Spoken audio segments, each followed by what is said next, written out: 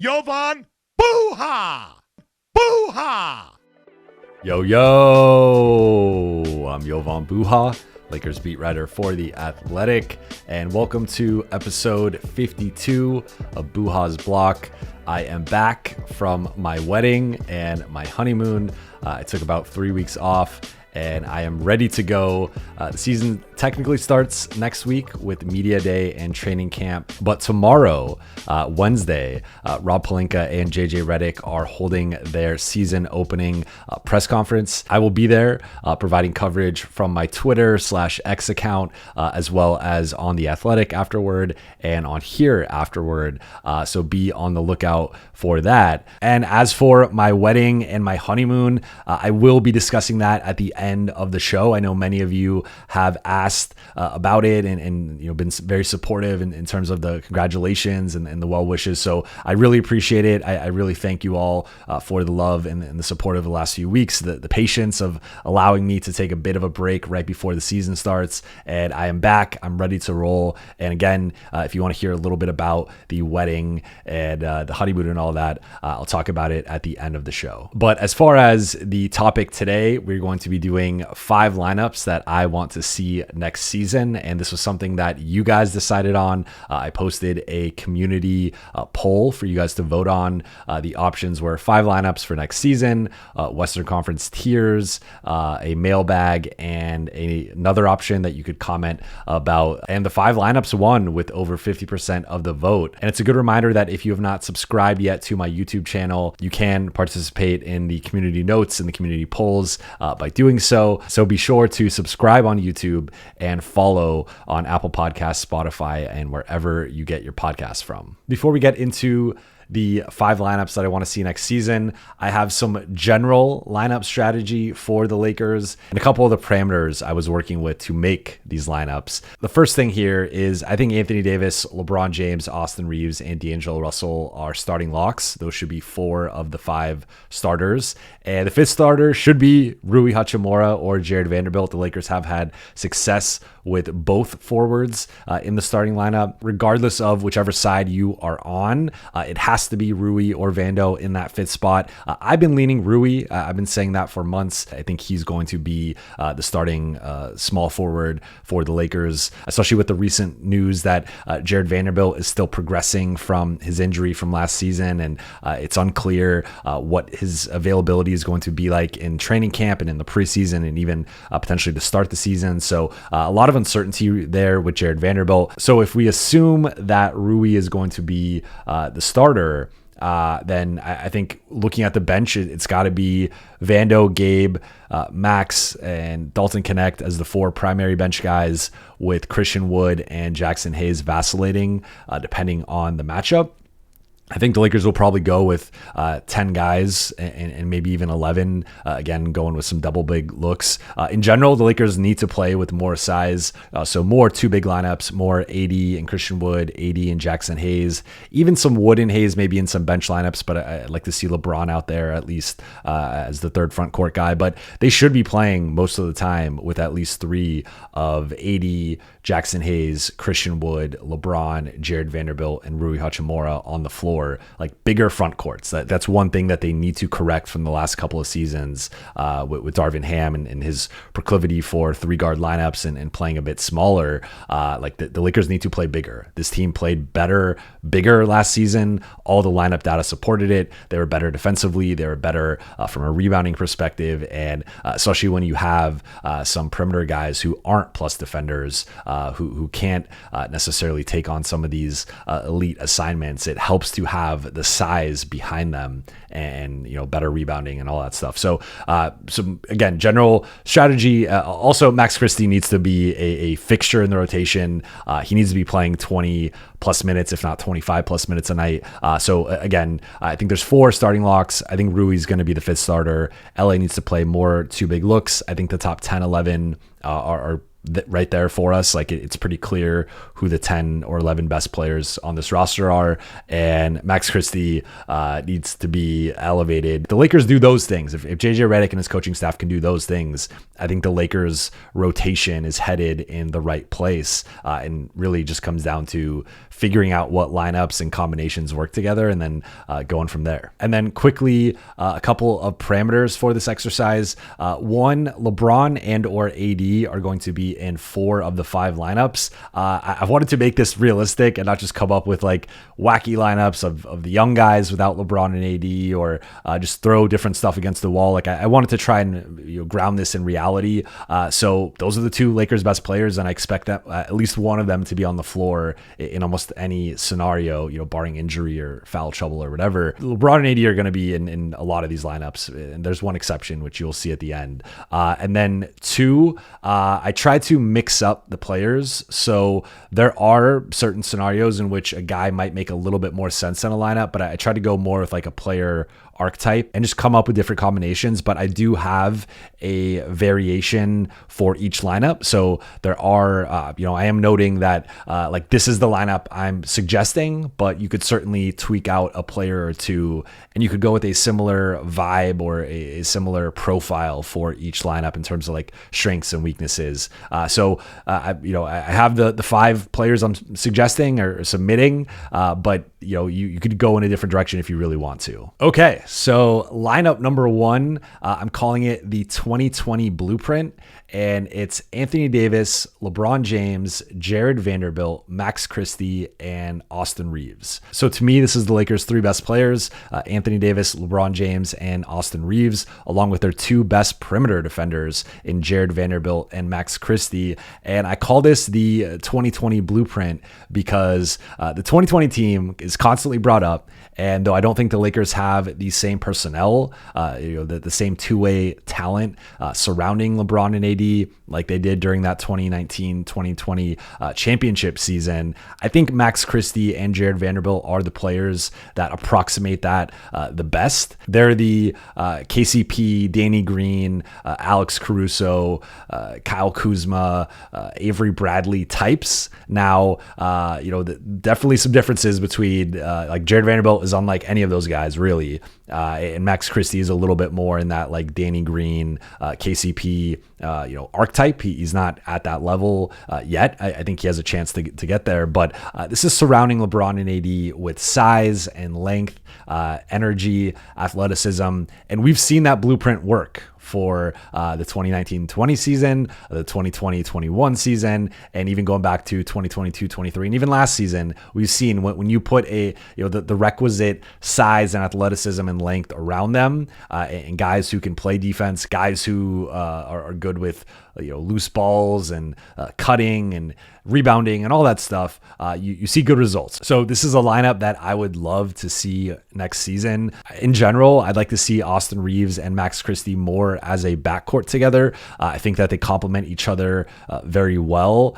And if the Lakers are going to have certain lineups where they are empowering Austin to be either the point guard or more of like the second or third option, I think putting a guy like Max Christie who can defend either backcourt position and space the floor and is a good cutter, and I just think fits well off the ball. I think putting a guy like him next to Austin makes a ton of sense. So in terms of like potential weaknesses of this lineup, I think obviously anytime you have Jared Vanderbilt in a lineup, there's just a chance that a team is putting their center or their worst defender on Vando and just having that player roam.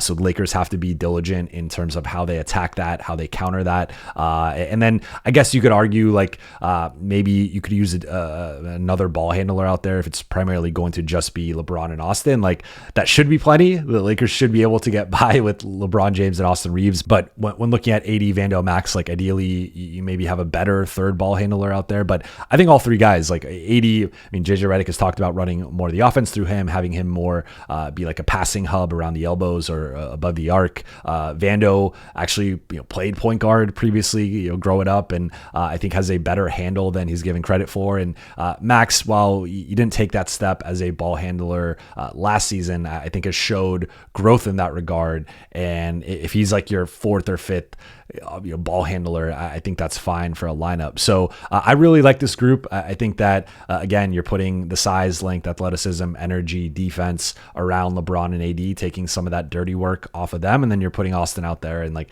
anytime Austin is with those other guys, and like you could put, so in terms of variations, you could put D'Lo in for Austin for sure. And I know some people argue for that. I'm not going to fight you. You could put Rui in for Vando, or even Max. And if you put Rui in for Max, you go supersized. Do take a step back in terms of your perimeter defense, but you are a bit bigger. You are a bit better offensively. Obviously, Rui for Vando, similar thing where better offensively, worse defensively. And you could technically go Jackson Hayes or Christian Wood for Jared Vanderbilt and go with more of like the Dwight Howard, JaVale McGee model, next to AD, and go with the two bigs and then LeBron at the three. But I will touch on that in my next lineup. I think it's filling in the cracks around the LeBron, AD, Austin trio and giving them, especially if the Lakers can pick up where they left off with Vando in terms of using him as a screener, as a cutter, as an off-ball guy, and using that against defenses. Like, I think this could be a really good lineup, and not necessarily the starting lineup, because I think, again, D'Lo will be in there and Rui will likely be the starter, but this could be a closing lineup or a lineup you see the Lakers use against, say, a Boston or an Oklahoma City or the team like the Clippers if they go, big with their lineup. So, like, I think the Phoenix, like these teams where you can go with like 4 or 5 wings and go unconventional a bit with having guys like 6'5", 6'6", and above at all 5 positions. Like, that's where I think this lineup really matches up well with them. So this to me is my favorite lineup of all the lineups, and it's to me a call back to the 2020 team. The next lineup is one I call the trade preview lineup, and this one is Anthony Davis, Christian Wood, LeBron James, Austin Reeves, and D'Angelo Russell. So it's the starters with Christian Wood in there as the third front court spot. And the reason I call it the trade preview lineup is because the Lakers clearly need another big man. That is one of their biggest needs, arguably their biggest need. I still think it's a better two-way 3-and-D wing, a player better than Rui Hachimura and Jared Vanderbilt, a player who blends those two skill sets a little bit better. But you can make the case it is either a starting big man or a backup big man, more of a defensive-minded guy, or at least someone more reliable than a Christian Wood and a Jackson Hayes. So I went with Wood just because the Wood, LeBron, AD lineups crushed it last season. They outscored opponents by 23.7 points per 100 possessions last season. So that front court really worked. We saw it, especially early in the season against the likes of Phoenix and in some of the bigger matchups early on in season tournament, etc. Like, that front court of AD, Wood, and LeBron really worked. And that was before Wood kind of tailed off and then eventually got injured. So I think you could go back to that, not necessarily as a starting lineup, but as potentially a closing lineup or a lineup you're using in the first and third quarter. Maybe Wood subs in for Rui and you go, that route. So the thing I like most about this lineup is it is a too big look, and it is a callback to the 2020 lineup. And if Christian Wood can regain his shot, I think this could be a very effective lineup, but also it is a preview for what the Lakers could look like with a second big in there next to LeBron and AD, and what that looks like slotting LeBron more as a 3 than a 4. And Lakers have been attached to various big men over the last few months. Obviously, Jonas Valanciunas was on LeBron's list as a potential guy that he would take a pay cut for. Lakers didn't end up getting him, but he's someone that could be available by the trade deadline. You also have guys like Wendell Carter Jr. and Brook Lopez, who were linked to the Lakers over the summer. I mentioned in a previous mailbag that I think Clint Capella would be a really good fit despite his lack of gravity, lack of shooting. I think he is he's an elite offensive rebounder, really good finisher, really good pick and roll guy. So has aged a bit, taken a step back, but I think he'd be a really good fit. So regardless of whether whether it's one of those guys or another big man, Walker Kessler, like one of these guys that becomes available potentially, whoever it is, just seeing a Christian Wood or even a Jackson Hayes, who is one of my variations for this lineup, like just seeing what those guys look like next to AD and LeBron. And, technically, I guess you could say like maybe D'Lo gets moved at the deadline in this type of move. So having him in this lineup, like maybe you could go with a Gabe or a Max just to see, how can this lineup survive without D'Lo and with a second big in there. But for argument's sake, like, maybe the Lakers end up trading a Rui or a Vando or a Gabe or someone else or some combination to get a different big man, and D'Lo remains the Lakers. So there's a lot of different ways that this can play out, but I think it's just nice to see a bigger lineup and a lineup with LeBron at the 3 next to Austin and D'Lo, and just see how that looks, see how that works. The only variation I have here is Hayes, and Hayes is more in that like Capella, Walker Kessler, more of a traditional rim running pick and roll big. Not as good as either one of those guys, but like you get the gist. It's like we're looking more at like role archetypes and skill sets, and what does it look like with a shooting big? What does it look like with a more traditional rim running pick and roll big? So I think Christian Wood has fared better than Jackson Hayes in these configurations, but that certainly could change next season, especially with Wood coming off knee surgery. So that, to me, the trade preview lineup, I think is could also be the 2 big lineup. And so to me, this is a 2 big configuration that is worth investing in and worth evaluating as the Lakers approach the trade deadline. The next lineup is the LeBron-led bench unit, and this is Jackson Hayes, LeBron James, Rui Hachimura, Gabe Vincent, and Austin Reeves. And for LeBron-led bench units, I like him with Jackson Hayes, Rui Hachimura, and Austin Reeves. That quartet was a plus 13.7 points per 100 possessions in 255 possessions last season. So that's about 2.5 games worth of those 4 players playing together. So with Jackson, you're getting a rim running pick and roll big, a lob threat, transition threat. With Rui just tends to play better with LeBron, and I think he can take some of that defensive burden off of him by taking on some of those assignments, but also offensively can sometimes just take possessions, and whether it's posting up or isoing or whatever. Also a much improved 3-point shooter, and it seemed like a fluke coming off of 2023, but he just had another really good shooting season. So it seems like Rui is at a minimum a plus shooter, if not a good to really good shooter, and a relatively low volume shooter at that, but still a positive threat from there. So I mean, you could go several ways with that 5th spot. I chose Gabe because I think he complements Austin well, and I think it's good to stagger Gabe and D'Lo just from a size perspective. You could go Dalton Connect, you could go Max Christie, but for now, I'm sticking with Gabe here. And I like the idea of, again, LeBron and Jackson together, but then also the spacing with guys like Rui and Austin and Gabe, 3 guys who can function off the ball, are used to functioning off the ball, and have really excelled in that regard, going back to last season or previous seasons, specifically in the case of Gabe. So this lineup, like the one thing or a couple things rather, are the defense and the rebounding are potential issues, right? So having Hayes, LeBron, and Rui as a front court, it's not a good rebounding front court. And then Gabe and Austin, it's not a good rebounding back court. So rebounding would be an issue. And then defense, you can make a case Gabe is the only clear-cut plus defender in this lineup. Like obviously LeBron, when he locks in and ramps it up, but regular season LeBron is not necessarily a plus defender. And then with Austin, I think it depends on the matchup. I think it depends on the way that the Lakers are deploying him.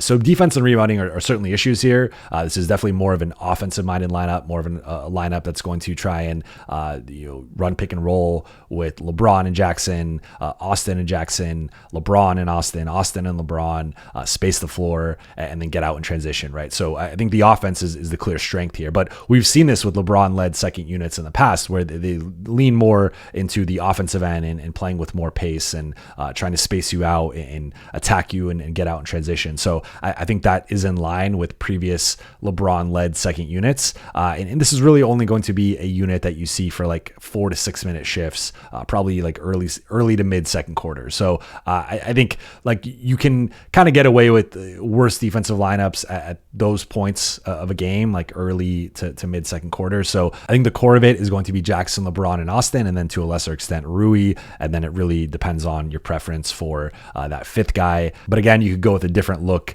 depending on the opponent, depending on the context of the game, and that's the beauty of this. You can mix and match and slot guys in different ways and ultimately see what works. Next lineup is an AD-led bench unit.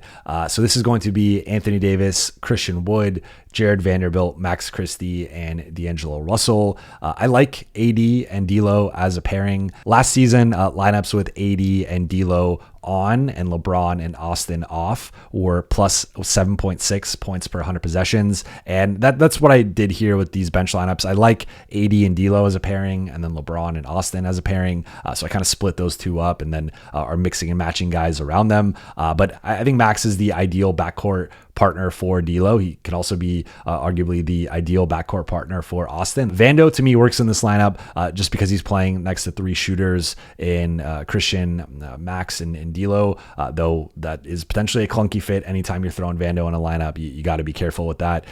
Wood has played really well next to Anthony Davis, and again that pairing, I like that pairing. And I think this is a really good rebounding lineup with the combination of AD, Wood, and Vando as a front court, and then even Max as a shooting guard. Like those are four of the Lakers, probably four of their five best rebounders, honestly.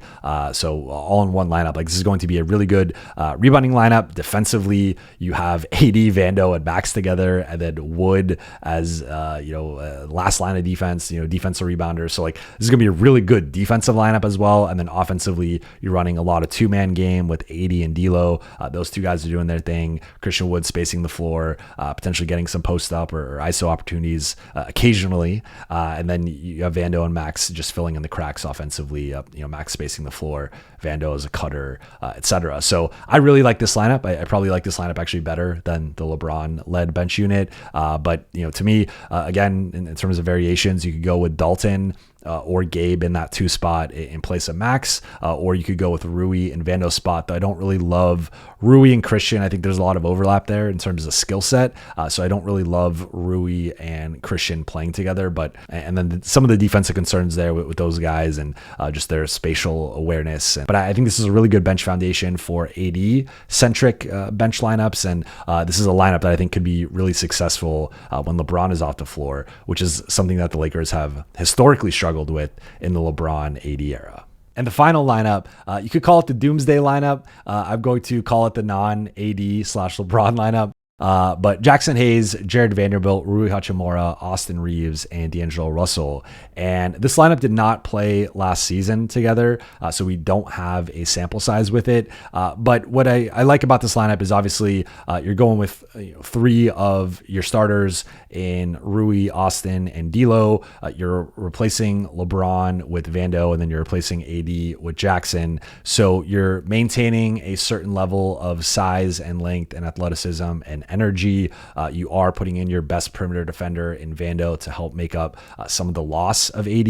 You're giving Austin and D'Lo a pick and roll partner in Jackson Hayes, a guy who's going to run to the rim hard, a lob threat. So like in terms of, you're not replacing LeBron and AD, and that's, it's clear with if the Lakers suffer an injury to either guy. I know they had some success without LeBron last year. I think without AD, obviously they really struggled, and losing AD is the biggest concern I think for the season. Is just if AD goes down, the Lakers are really screwed, and there's really no way around that. Losing LeBron, I think you can get away with more Austin and D'Lo, more AD, more Rui. Like there's different ways to kind of make up for his offensive absence. I think you're going to particularly feel it in close games, although D'Lo obviously and Austin are both clutch shot makers and had some big moments in the regular season. So like I think you can get away with losing LeBron, although I still think it's obviously a pretty big loss and not ideal. Losing AD is a different situation, and I think you could sub in Christian Wood for Jackson Hayes here, although I like Jackson Hayes more as a lone big than Christian Wood. And you could also sub in Max for Vando and go a little bit smaller, but you're getting a better offensive player, a much better shooter, and just I think a better fit around the rest of this group. Certainly a worse perimeter defender, but I think the trade-off could be worth it, you could argue.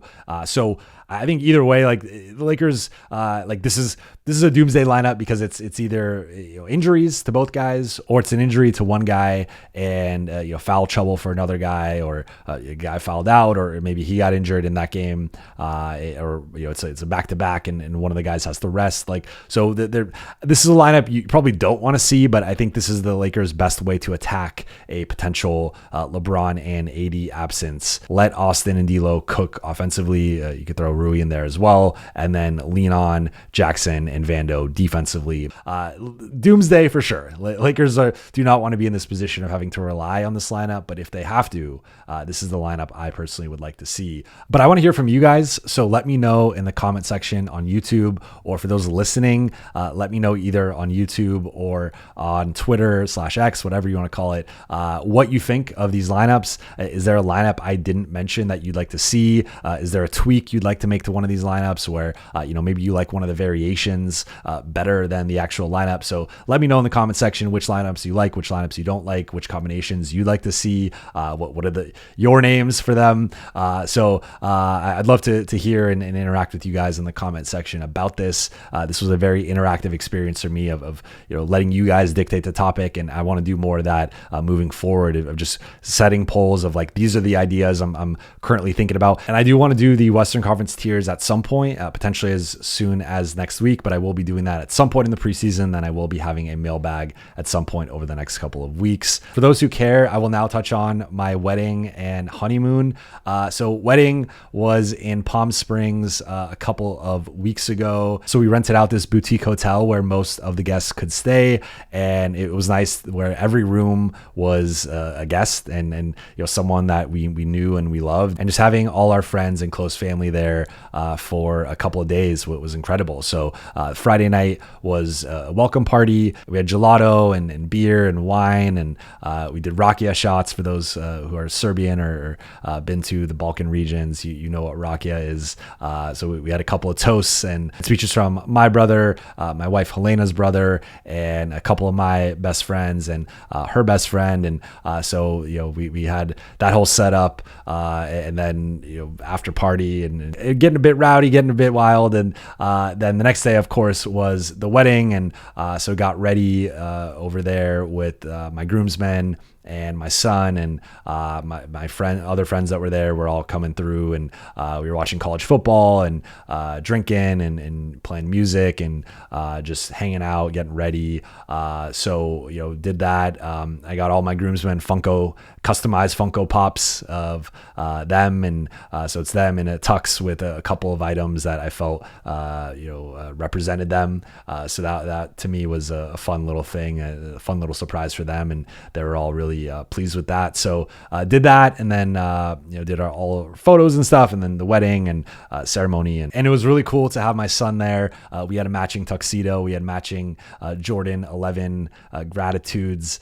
He stole the show on the dance floor. He was busting out moves I didn't know he had. He was breakdancing, doing all this crazy stuff that I knew he was a good dancer for his age, but he took it to a different level that I had never seen before from him. So that was awesome to see. So it was an epic weekend. It was incredible. Was very hot. I did sweat through my suit. I had to take off my jacket during the dancing part. It was like in the hundreds, and I felt bad for everybody. But when we booked it, we did not anticipate it being as hot as it was. We thought low to mid 90s. That was the projection at the time, and ended up being a good 10 to 15 degrees hotter. So couldn't go back at that point, but made the most of it. Palm Springs is beautiful. I love being there, and had a great weekend.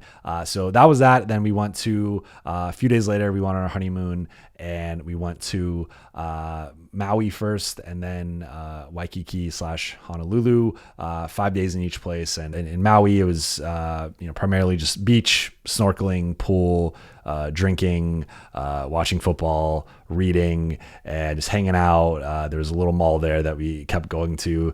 Shout out the ABC store. I went to the ABC store at least 50 times. Very overpriced, but very fun. And so a bunch of fun in Maui. Maui was, to me, the highlight of it. I've been to Waikiki a few times, so I had never been to Maui before. And then Waikiki, that was a little bit more city-like, just going to some fancy restaurants and drinks, and did go in the water a bit, the pool, the beach, but that was more just kind of relaxing and enjoying more of like, culinary stuff and drinking and hanging out, shopping a bit. So overall, it was an incredible 3 weeks or so between the wedding and the honeymoon, and it was a nice, much needed break for me. I basically took the first 3 weeks of September off, but I'm back now. I'm ready to go. I'm so excited for the season. I'm so excited for this channel and its future and its growth.